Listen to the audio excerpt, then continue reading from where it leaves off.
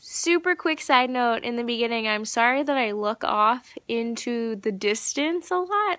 There are a couple deer running around and I'm just scared that they're gonna like jump out at me or something.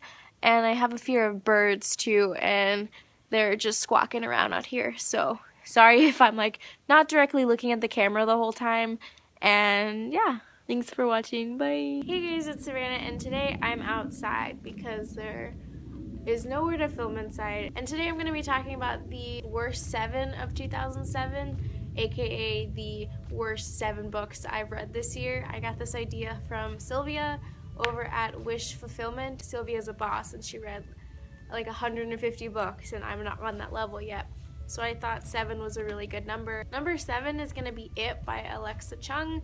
I was really anticipating this memoir or book she was pushing out because I absolutely love Alexa Chung and I love her street style and her fashion and stuff like that. And that's kind of what I assumed the book was going to be about, but it wasn't. There was no cohesion within the stories or within the photos that she was actually like putting in there. And it just felt like all over the place and random. So it's more of just like a coffee table book that you would read like every once in a while, but it's nothing you would actively read over and over again. Number 6 is going to actually be a trilogy that I just kind of wanted to lump together, and it's the Selection trilogy. I gave the Selection and the Elite 2 stars because I felt that while the plot was really engaging, I just didn't really care for the characters. I was more of just reading to see what was going to happen, who he was going to pick, even though I know who he's going to pick because it's a YA novel. What else is going to happen? But the love triangle was really, really overdone, especially in the 3rd book and the 2nd book. Jesus, she was so self-deprecating that I just wanted to pick her up, kind of shake her sometimes because she just wasn't thinking at all through books 1 and 3. Although I did like the 1 a whole lot better because I think the writing got a little stronger and I think the plot was interesting to a point, but then it just kind of fell flat at places as well. Number 5 might be kind of a shock to people, but it is going to be Lola and the Boy Next Door because I hate cheating plot lines. They are trite, and I think they're overdone, and I think they're just super unnecessary in stories that I read, so I naturally just didn't vibe with this story at all. Looking back at Anna and the French Kiss, I definitely wouldn't have given it as high of a star rating as I would now. I feel like my ideals have changed a lot and I feel like I've grown as a person more, and while I did not enjoy those 2, I absolutely loved Island Happily Ever After. I know a lot of people didn't, and it's probably because that cheating plotline is probably like that big thing that people just like anticipate and it's something that everyone liked, and I felt like Isla kind of stepped it up a bit and it was more like they got together and we saw their progression through everything, and we didn't get that in the other 2 books, so I felt like this one was a lot more stronger as a whole. Number 4 is going to be The List by Sivan Vivian. Premise was interesting to a point and then it got boring. Character development with the 8 girls that it was supposed to follow was really lacking in like 6 of them, while she like mainly focused on like 2. And I talked a lot about this, I think during the book-to-a-thon maybe? I will link that down below because I probably talked about it a lot more in depth when I had first read it. Number 3 is going to be Kill Me If You Can by James Patterson. I did not like this book and I felt that I was super underwhelmed with the whole plot in general because I felt that everything was super predictable, that I couldn't even enjoy it. I've enjoyed other James Patterson books as well that weren't as predictable, or they were, but I still enjoyed the plot. In a lot of James Patterson books, he will shift point of views, and in this one, it was super inconsistent. One minute, we were talking about the point of view of the main character, and then we were switching to someone else, and then the main character, someone else. Super inconsistent.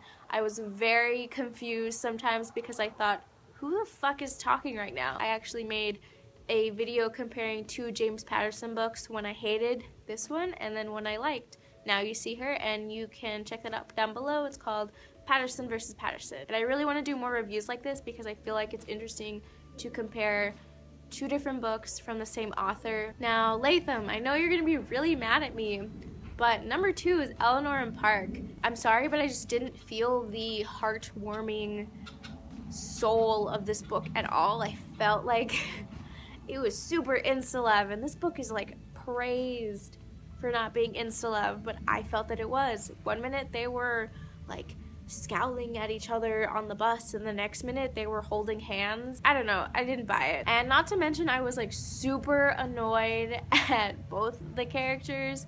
I was annoyed with Eleanor because of a lot of reasons, and I was annoyed with Park for a lot of reasons as well, and I didn't feel anything towards them. Ending was interesting because I like that it didn't end on a super happy note. I like that it ended somewhere that was really realistic, and I think that's why I didn't give this like completely 1 star.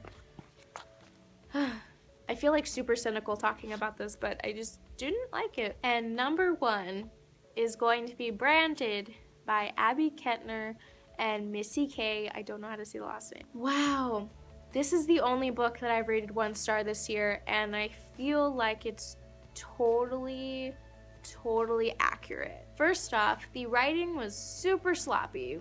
Really sloppy. I was getting a lot more of telling than showing. The world building was really sloppy. I have no recollection of any world building, to be honest. I don't remember anything about the setting besides that they were in a fucking hole. The romance between the 2 main characters was super fucking insta-love. This girl had no interest in this guy at all, and then suddenly they're pouncing on each other. And let's not forget, in the middle of the book there is a super highly implied almost rape scene that left me feeling emotionally like disturbed and damaged, to the point where I couldn't even finish this book, and I was like, this book is fucking not even worth my time. The almost rape scene, it was very triggering, and I felt like more people should have totally said that there was trigger warning material in this book, because there was. It was super damaging to my emotional state at that point. I felt like it was more of a plot device